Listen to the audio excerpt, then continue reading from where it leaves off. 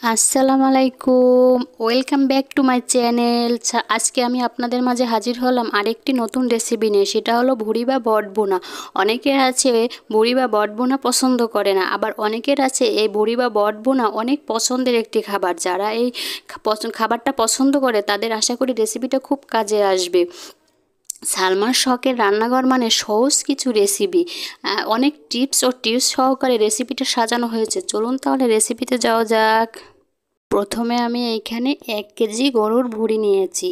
এটা আমি সিদ্ধ করে লবণ হলুদ দিয়ে সিদ্ধ করে কেটে ধুয়ে সুন্দর করে পরিষ্কার করে নিয়েছি।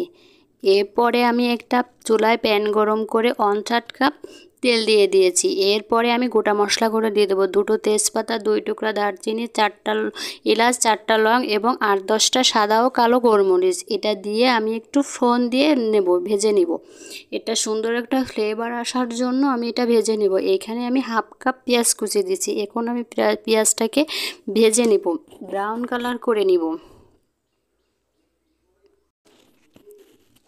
পেঁয়াজটা যখন ব্রাউন কালার হয়ে যাবে তখন আমি আদা রসুনের পেস্ট দিয়ে দেবো। এইখানে আমি 2 টেবিল চামচ রসুন বাটা ও 1.5 টেবিল চামচ আদা বাটা নিয়েছি। এখন আমি আদা রসুনটাকে ভেজে নিব যাতে কাঁচা একটা স্মেল না আসে।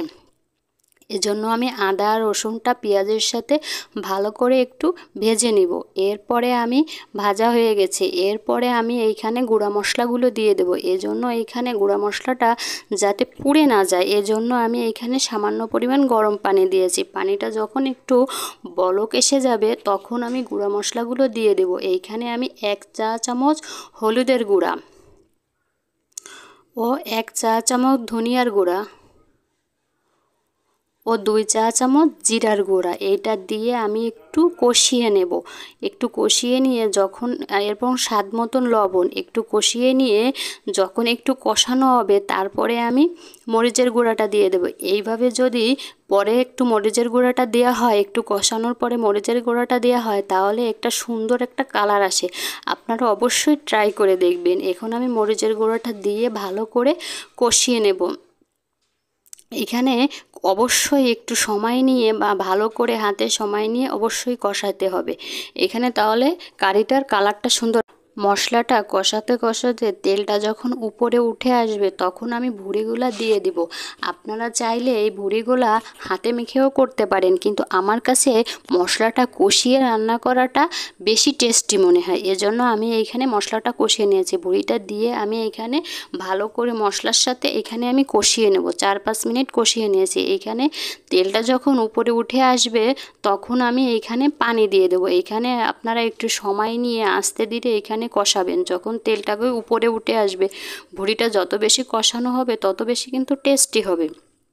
এইখানে আমার তেলটা যখন উপরে উঠে এসে এখানে আমি 2 কাপ পানি দিয়ে দিচ্ছি। 2 কাপ পানি দিয়ে আমি একটু নেড়ে চেড়ে এরপরে আমি ঢাকনা দিয়ে ঢেকে দেব।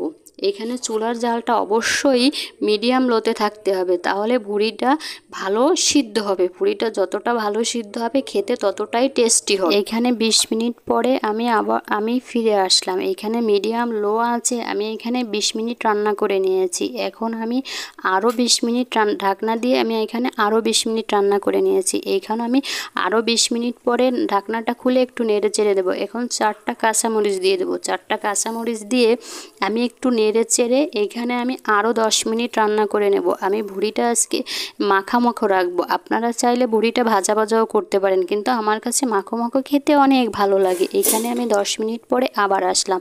10 মিনিট পরে এসে এখানে আমি ভাজা জিরার গুঁড়া ও শাহি গরম মশলার গুঁড়া দিয়ে দেবো। এখানে 1 চা চামচ ভাজা জিরার গুঁড়া ও 1 চা চামচ শাহি গরম মশলার গুঁড়া দিয়ে দিছি। এই দুটা জিনিস দিলে স্বাদটাকে অনেক চরম লেভেলে নিয়ে যাবে।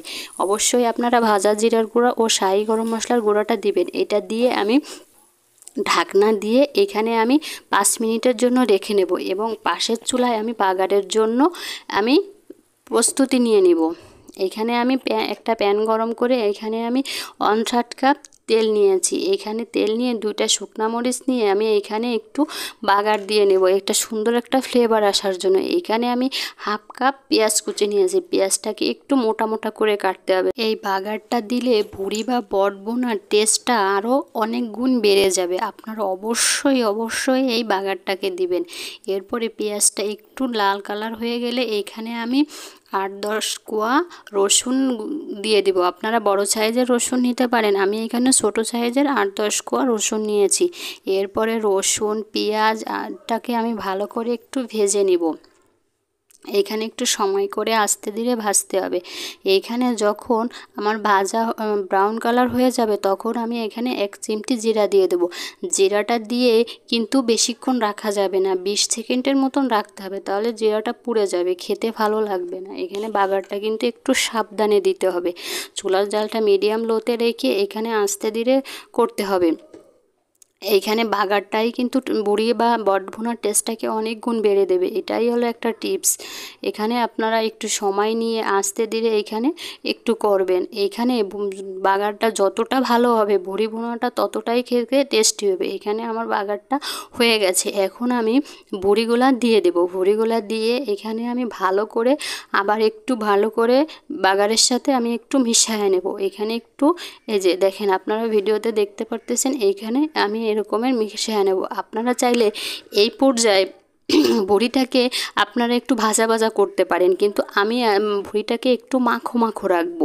এই জন্য এটা মাখো মাখো রাখলে এখানে গরম ভাত বা রুটি পরোটা দিয়ে খেতে অসম্ভব হয়ে গেছে। এখন আমি নামিয়ে নেব। আপনারা চাইলে ভাজা ভাজাও করতে পারেন। এখন আমি পরিবেশন করে নিয়েছি। আমার ভিডিওটা যদি আপনাদের ভালো লেগে থাকে লাইক এবং কমেন্টস করবেন। আপনাদের লাইক এবং কমেন্টস আমাকে অনেক বেশি উৎসাহ যোগায়। আজকের মতন বিদায় নিচ্ছি, দেখা হবে নতুন কোনো রেসিপিতে। ততক্ষণ ভালো থাকবেন। আল্লাহ হাফেজ।